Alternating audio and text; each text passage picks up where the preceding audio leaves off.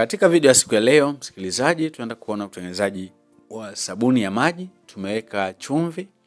Baada ya kuweka chumvi, tunafungua silesi kwa sababu ni vitu ambavyo tunatakiwa kuweka kwa pamoja. Karibu sana kwenye video ya siku ya leo, msikilizaji. Tunaenda kuelekezana namna nzuri ambayo tunaweza tukaitumia katika kutengeneza sabuni yetu ya maji nzito kabisa kwa ajili ya kupata matokeo chanya.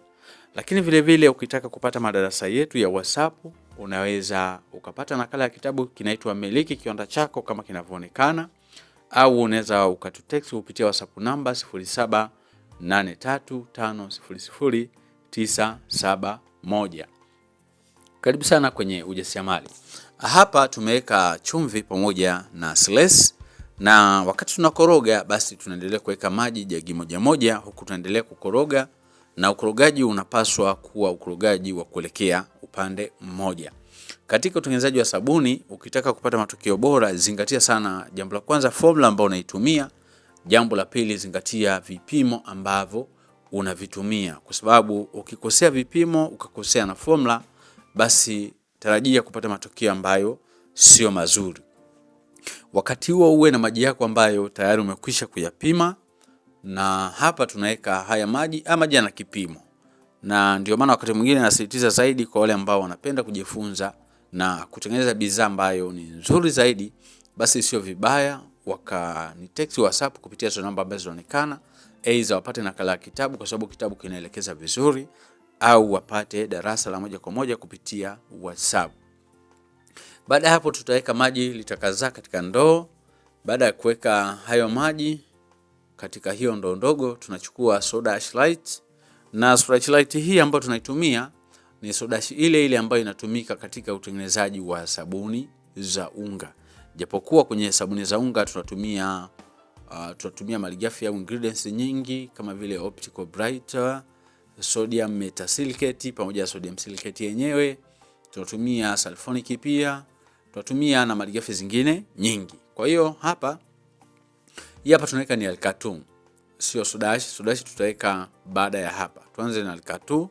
Alkatu kwa ajili ya kupata uzito mzuri wa sabuni yetu, japokuwa watu wengine wanawekaga CMC. Vyote ni sawa, ila ukitumia CMC na kushauri sana utumie maji ya moto, kwa sababu yenyewe ina react haraka na maji yanaweza kama mazito haraka zaidi, ukakuta sabuni yako ina mabonge, jambo ambalo litapeleka sabuni yako kutokufanya vizuri katika soko husika au kwa wateja ambao unawatazamia. Maji ya alkatu tumeyachanganya vizuri, tumeweka kwenye mkorogo mkubwa ambao una silesi pamoja na ile chumvi ambayo tulichanganya mwanzo kabisa. Kwa ukorogaji unaendelea, huku kwingine tunaweka maji mengine. Tunaanza kuweka soda ash vijiko kadhaa. Yes, tunaweka kijiko kingine.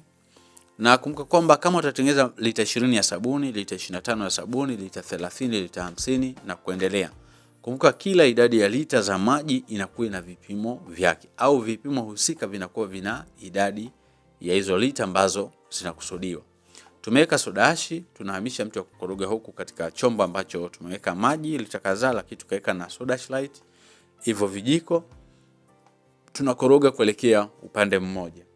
Na ukorogaji wetu kwa nini unakuwa upande mmoja? Ukitofautisha ukorogaji unaweza kupata matokeo ambayo sio mazuri kabisa.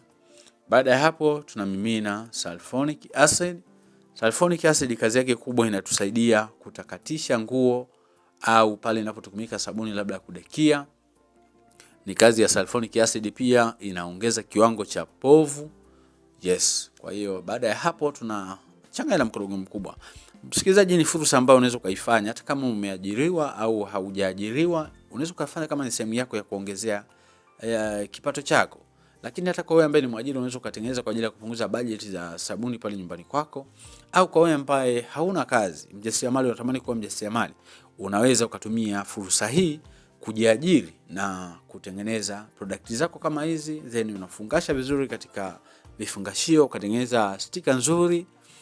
Sticker nzuri kwa wale ambao kwenye madarasa nafikiri wanajifunza namna ya kufanya labeling. Yes, hapo tunaweka perfume. Baada ya kuweka perfume, tafuta perfume ambayo inanukia vizuri. Bubblegum, lavender, strawberry, pink passion, inategemeana na wateja wako wanapendelea ipi, au unaweza kuwaongoza wateja wako kwa kutumia perfume fulani ambayo ni perfume pendwa. Ukatengeneza label, stika zako vizuri, ukachukua vifungashio vyako ambavyo ni vizuri kabisa, ukapaki bidhaa yako, ukapeleka sokoni, ukaanza kutengeneza soko siku hadi siku. Kwa hiyo msikilizaji, hiyo unaweza kuchukua kama fursa kwako, usichukulie kama kitu cha kawaida. Chukulia kama fursa kwako, tengeneza katika ubora, zingatia vipimo, pata matokeo mazuri, ili unapopeleka sokoni wale walaji wako wale wanapotumia ile bidhaa kesho na kesho kutwa tena watake kuagiza bidhaa kutoka kwako. Na hapo ukuaji wako wa ujasiriamali utaanzia hapo.